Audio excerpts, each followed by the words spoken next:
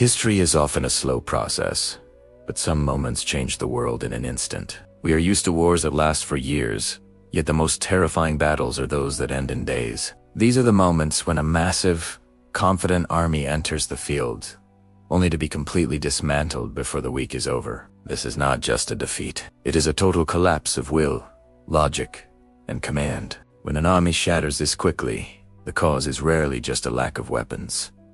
It is a psychological breakdown. It happens when the enemy moves so fast that leadership cannot react in time. Orders become useless, communication fails, and organized units turn into a panicked crowd. It is a master class in chaos, and a chilling reminder of how fragile a military machine can be when faced with a perfect storm of strategy and speed. Today, we break down the anatomy of a total military disaster. We will look at the brilliant moves that bypassed defenses and the fatal mistakes that led to a superpower falling in record time. This is the story of a titan brought to its knees. This is the battle that shattered an army in days.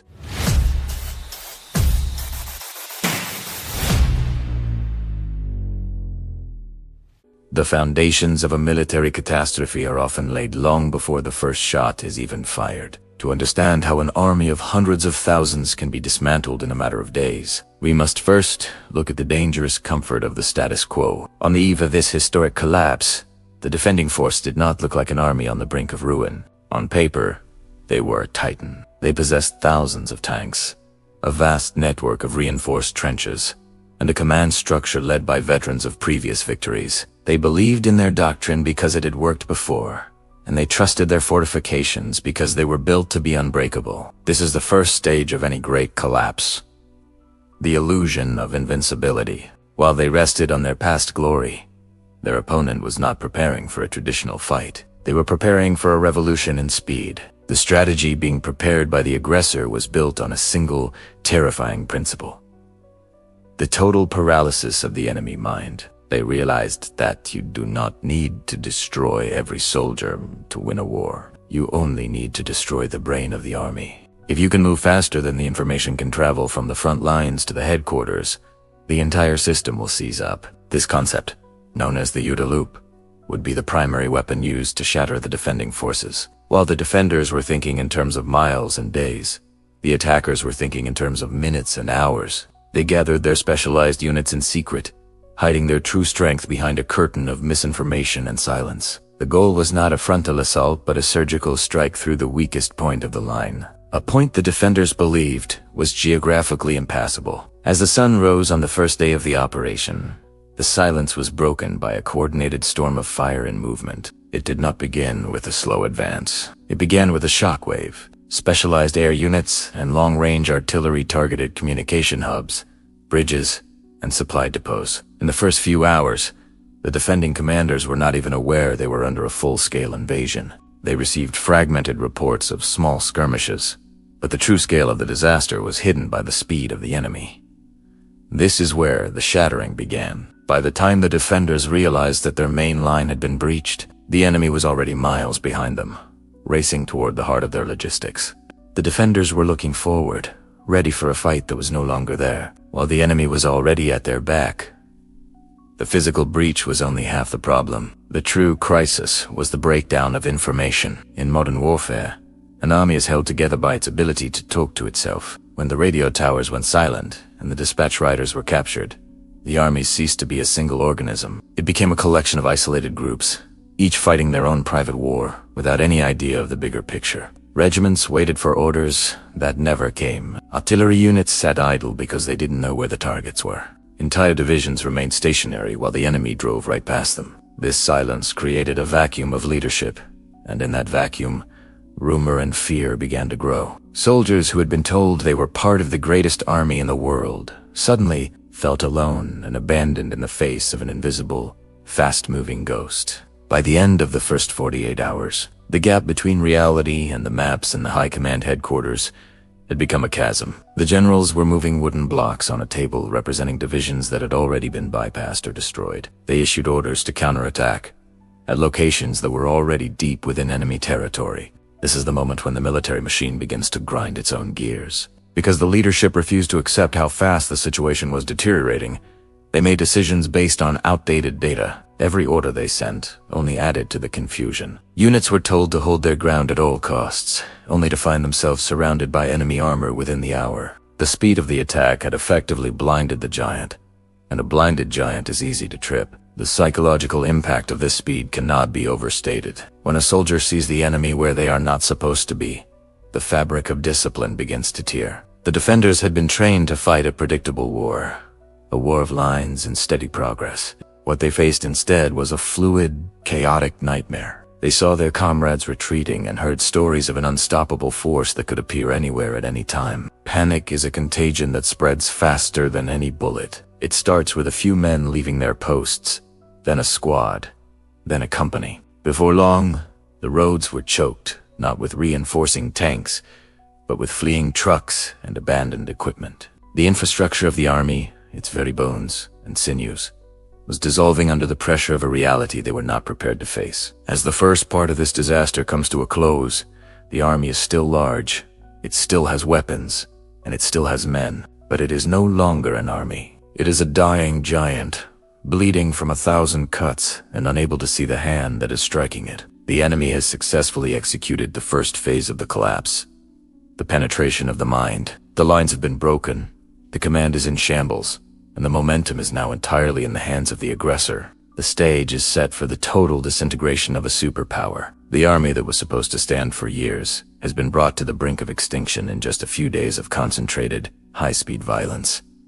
What follows is no longer a battle. It is a hunt. Once the initial breach in the line becomes a permanent hole, the nature of the conflict changes from a tactical struggle into a systemic failure. This is the stage where the army begins to eat itself from the inside out. In this phase of the battle, the physical presence of the enemy is almost less dangerous than the internal collapse of the defending force. The primary cause of this disintegration is the total loss of situational awareness. In any large military organization, the flow of information is its lifeblood. Information must travel from the scouts at the front to the analysts in the center, and finally, to the commanders at the top. When the enemy moves with such extreme velocity that they are physically occupying the space where the scouts and messengers used to be, the brain of the army becomes disconnected from its limbs. The generals are now operating in a world of ghosts, making life or death decisions based on maps that are 12 hours out of date. At this point, the roads become the primary theater of the disaster. An army is not just soldiers and guns. It is a massive logistical tale of fuel, food, and ammunition.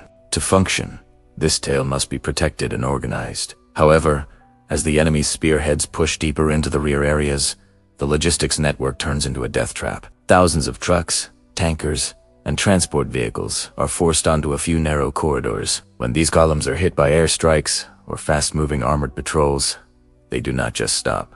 They burn. A single destroyed vehicle on a narrow bridge or mountain pass can paralyze an entire division for hours. This creates a ripple effect of frustration and fear. Soldiers who are supposed to be moving to the front to stop the breakthrough find themselves stuck in a massive traffic jam of retreating, wounded, and panicked civilians. The order of battle disappears, replaced by a desperate scramble for survival. As the command structure loses its grip, the individual soldiers on the ground begin to realize that no one is coming to save them. This is the moment when the fog of war becomes a suffocating blanket. Without clear communication, every shadow becomes an enemy and every loud noise becomes an ambush. Units that were once proud and disciplined begin to fragment. A battalion commander unable to reach his colonel is forced to make a choice: stay and be surrounded, or retreat without orders. When one unit decides to pull back to find safety, it exposes the flank of the neighboring unit. This creates a domino effect of retreats that were never planned and cannot be stopped.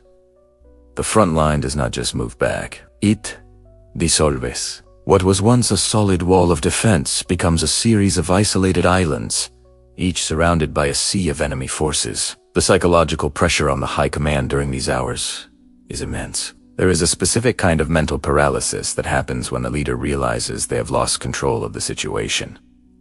Initially, there is denial. They refuse to believe the enemy could be that far advanced. Then comes the stage of frantic, impossible orders. They command starving, exhausted men to march 50 miles overnight to close a gap that has already grown 10 miles wide. When these orders inevitably fail, the leadership often descends into internal conflict. Generals begin to blame each other for the failure, and the staff officers spend more time looking for scapegoats than looking for solutions. The headquarters, which should be the calm center of the storm, becomes a place of frantic shouting and despair. They are no longer fighting the enemy. They are fighting the reality of their own defeat. Meanwhile, the aggressors feeding on this chaos.